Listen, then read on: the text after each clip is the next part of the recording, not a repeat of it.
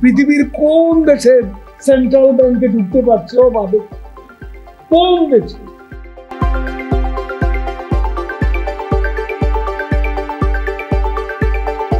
পৃথিবীর কোন দেশের সেন্ট্রাল ব্যাংকে অবাধে সাংবাদিকরা ঢুকতে পারে? এমন প্রশ্ন রেখে আওয়ামী লীগ সাধারণ সম্পাদক এবং সড়ক পরিবহন ও সেতুমন্ত্রী ওবায়দুল কাদের বলেছেন, সব তথ্য ওয়েবসাইটে আছে, আপনার জানবার বিষয় জানবেন, আপনি ভিতরে ঢুকবেন কেন? শনিবার দুপুরে আওয়ামী লীগ সভাপতির ধানমন্ডির রাজনৈতিক কার্যালয়ে এক সংবাদ সম্মেলনে তিনি এসব কথা বলেন।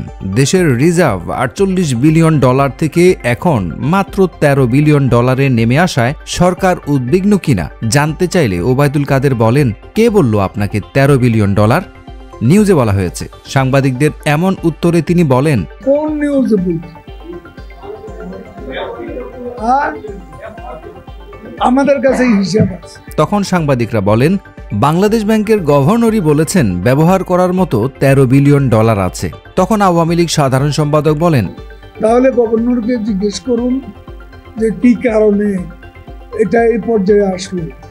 আমরা তো এটা জানি না, আমরা জানি যে 19 থেকে 20 বিলিয়ন ডলার।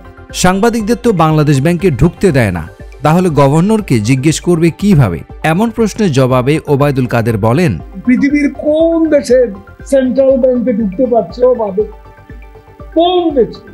রিজার্ভ কমে 13 বিলিয়নে নেমে আসায় অর্থনীতিবিদরা অনেকে উদ্বেগ প্রকাশ করেছেন। এ বিষয়ে জানতে চাইলে আওয়ামী লীগ সাধারণ সম্পাদক বলেন, কয় বিলিয়ন ডলার নিয়ে আমরা স্বাধীনতার পর যাত্রা শুরু করেছি?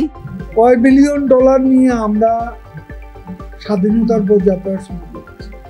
ছিল ডলার, ছিল আমাদের। বিএনপি কয় বিলিয়ন ডলার হয়ে গেছে? 3+। তাহলে এখন 19-20 আছে, এটি কম নাই।